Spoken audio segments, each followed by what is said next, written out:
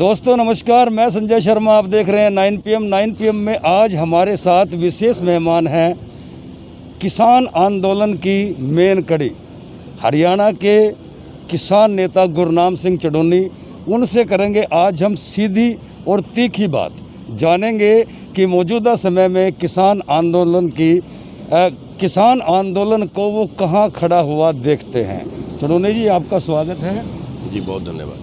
चढ़ूनी जी, किसान आंदोलन को आज के दिन आप कहाँ खड़ा हुआ नज़र देखते हैं?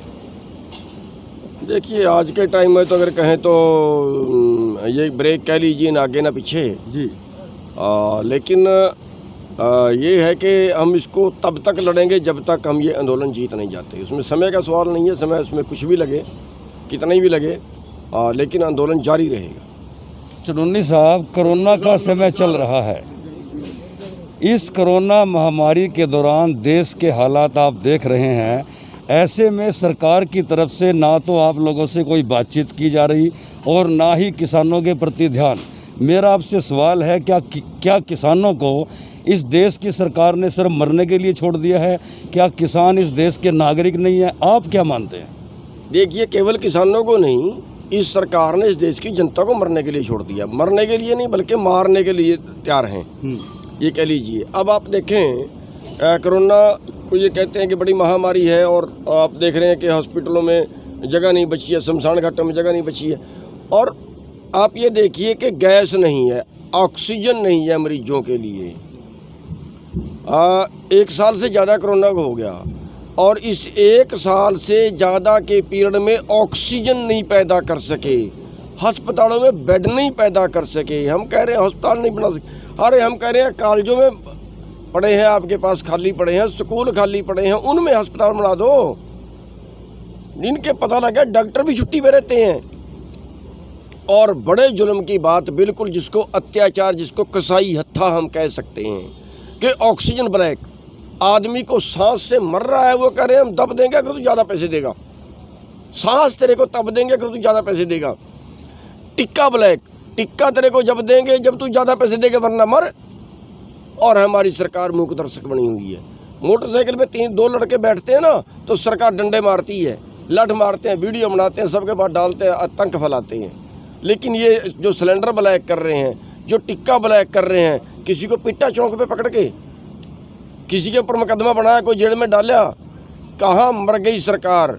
जो डॉक्टर इलाज नहीं करते, बेड है, कहते हैं नहीं यहाँ कोई बेड खाली नहीं है, तो कहाँ जाएं लोग।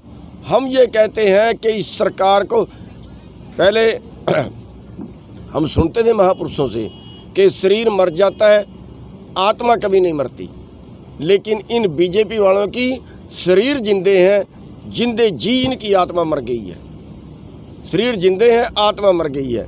हम ये कहते हैं कि जिसके मरीज का इलाज ना हो, जिसको ऑक्सीजन ना मिले, जिसको बेड ना मिले, सरकार की जिम्मेवारी है, उन नेताओं की जिम्मेवारी है, उन नीतिकारों की जिम्मेवारी है। तो मरीज को जिसका मरना ही है, सड़क के ऊपर ना मरे, इनके घर में घुसो दो उस मरीज को, इनके घर में इनकी आंखों के सामने तड़पता मरे। शायद इनके कुछ दिल हिल जाए, शायद कुछ इनको तरस आ जाए इन लोगों को। देखने को कहीं ना कहीं गुरनाम जी बात ये भी आ रही है। मेरा सीधा तीखा सवाल आपसे, क्योंकि मैं पिछले 5 महीने से किसान आंदोलन को धूरी दर धूरी हर पल कवर कर रहा हूँ। आरोप यह है कि स्वयं किसान नेता गुरनाम सिंह चढ़ूनी कोविड के नियमों का पालन नहीं कर रहे। क्या कहेंगे आप? अब मैं क्या बोलूँ इस पे जी? मेरा बोलना इस पे ये है कि उस मालिक की दया है इस आंदोलन के ऊपर जी, उस परमात्मा की दया है इस आंदोलन के ऊपर। पिछले 5 महीनों में 5 जगह पे, 6 जगह पे दिल्ली के रास्ते घेरे हुए हैं जी। लाखों किसान भी इकट्ठे हुए, हज़ारों तो बैठे ही रहते हैं। और पूरी दुनिया में हम पूरे देश में हम घूम के आए जी। जब भी पापा के लोगों को गले लगा के मिलते हैं जी। एक भी आदमी कोरोना से नहीं मरा आज तक जी। एक भी आदमी कोरोना से नहीं मरा। इस आंदोलन पे उस मालिक की विशेष कृपा है। और ये समझ लेना चाहिए सरकार को, ये समझ लेना चाहिए, टकरा रहे हैं, खुदा और खुदी जैसा बैर हो रहा है। रिकॉर्ड है आज तक एक भी आदमी कोरोना से नहीं मरा।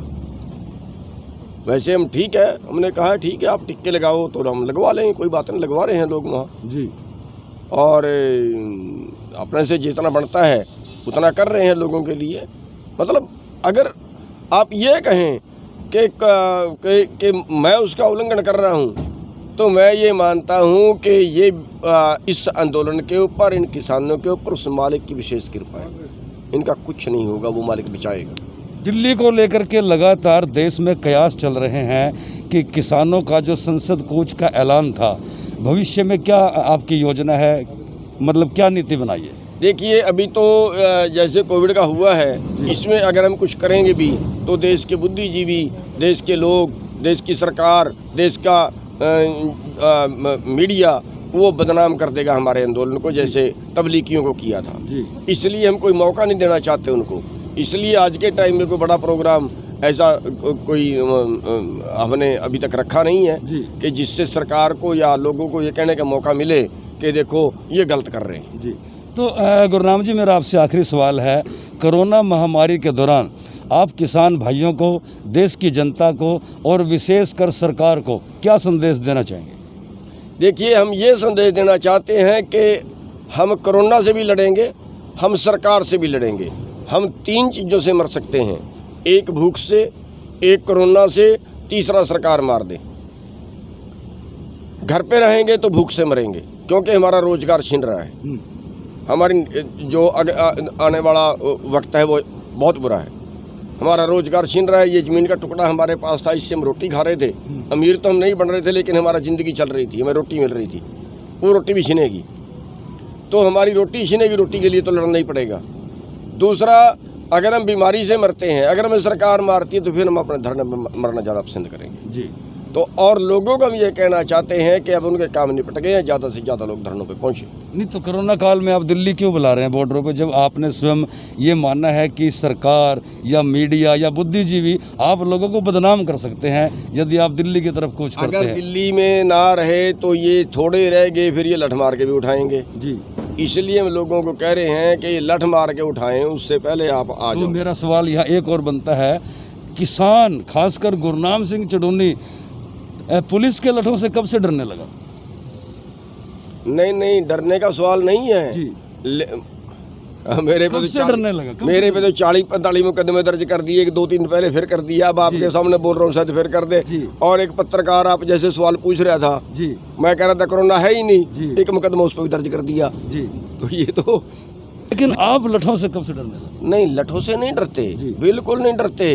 पर मैं ये कह रहा हूँ, जब थोड़े लोग होंगे तो थोड़े लोगों को उठाना आसान होता है। अगर हमारे ज़्यादा लोग होंगे तो उठाना सरकार के लिए मुश्किल होता है। हम तो कुर्बानियाँ देंगे, वहीं पे गोलियाँ खाएंगे इनकी। तो गुरनाम जी, आखिरी मेरा सवाल है, जो टोल पर आपके किसान भाई बैठे हैं उनका क्या संदेश है इस कोरोना पीरियड के दौरान, यदि प्रशासन कोई कार्रवाई करता है? देखिए, हमारा सबसे ये है, आपके चैनल के माध्यम से हम कहना चाहते हैं, हमारे टोलों पे नाके ऐसे ही चलेंगे और ज़्यादा से ज़्यादा भाई टोलों पे अपनी हाजिरी रखें। हाँ, जितना को हो पड़ता है थोड़ा दूरी बना के रखें, थोड़ा अपना जो है मैं ये कहता हूँ, सबसे ज़्यादा तो ये मैं कहता हूँ कि इस कोरोना में सारे किसान भाइयों को नहीं बल्कि आम जन को जो विटामिन सी है वो ज़्यादा लेना चाहिए। हम कोरोना आएगा तो मर जाएगा, ना दवाई की ज़रूरत पड़ेगी, ना किसी चीज़ की ज़रूरत पड़ेगी। और एक और बता दूँ, जो कोरोना में अस्पताल में चला गया वो तो मेरे ख्याल में बच के मुश्किल ही आता है। घर पे रहेगा तो बचेगा। और टिक्के से ज़्यादा मर रहे हैं, कोरोना से कम मर रहे हैं। और एक बात मैं आपके चैनल के माध्यम से और कहना चाहूँगा, अपना नहीं तो मेरे को वीडियो चाहिए थी, लेकिन अब आपका चैनल सबसे पहले आपको ही बता रहा हूँ। स्वागत है। हमारे पास कई शिकायतें वो आई हैं कि कोरोना से आदमी मर गया है लेकिन चीर फाड़ा हुआ है।